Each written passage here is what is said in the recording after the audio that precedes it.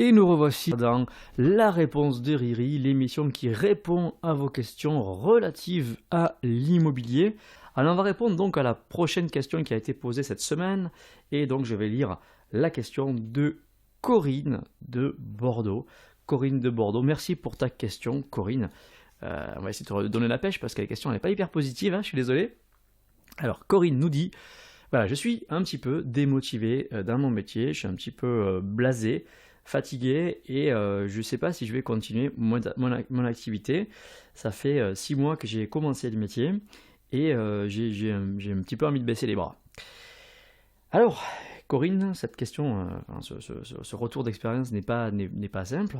Alors, on va y aller par étapes, hein, on va essayer de voir un petit peu, je vais essayer de répondre à ta question, c'était effectivement voir un petit peu tout ça. Alors, déjà, Corinne, bon, je ne connais pas trop ton secteur, hein, donc c'est difficile de parler de ton secteur ne le connaissant pas.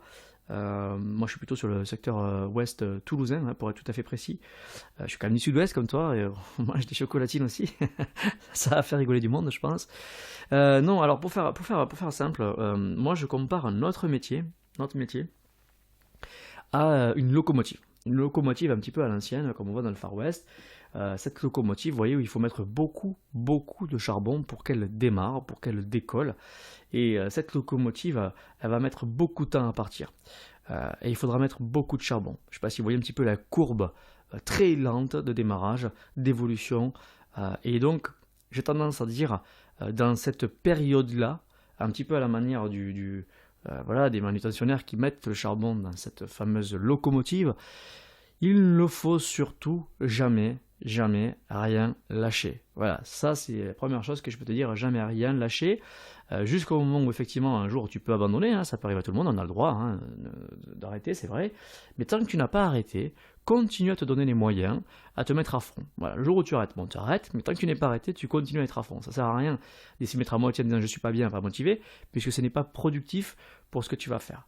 Alors on va essayer d'aller un petit peu plus loin avec cette fameuse locomotive, hein, puisque voilà, il faut bien comprendre ce truc, cette locomotive, avec le temps, elle va commencer à démarrer, et quand elle va démarrer, elle va aller beaucoup plus vite que le charbon qu'on met à l'intérieur. Je ne sais pas si je suis très clair, mais en fait, elle a mis beaucoup de temps à partir, et à partir du moment où elle commence à envoyer, avec l'inertie, avec le poids, avec tout ce qu'il y a, elle va très vite d'un coup, et finalement, c'est pas à la mesure du charbon qu'on met à l'intérieur.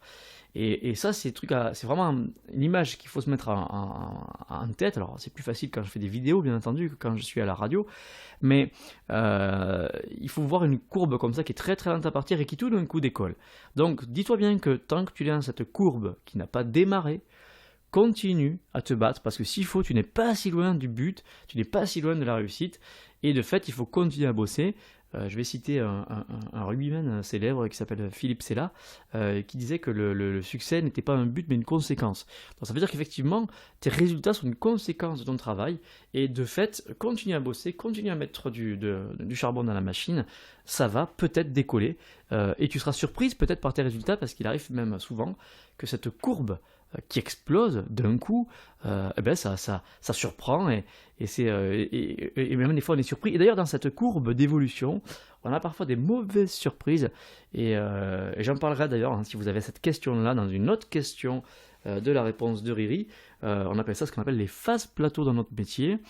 Et la phase plateau, c'est pas si simple à gérer, et elle vient souvent dans cette phase d'évolution où on oublie peut-être quelques éléments fondamentaux de notre métier. J'y reviendrai dans une autre question de la réponse de Riri. J'espère que j'ai répondu à ta question, Corinne.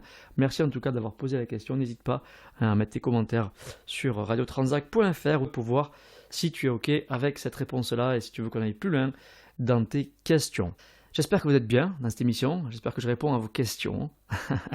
Je vais vous laisser en compagnie d'une nouvelle pause musicale. À tout à l'heure pour une nouvelle question dans radiotransac.fr. La réponse de Riri. À tout à l'heure.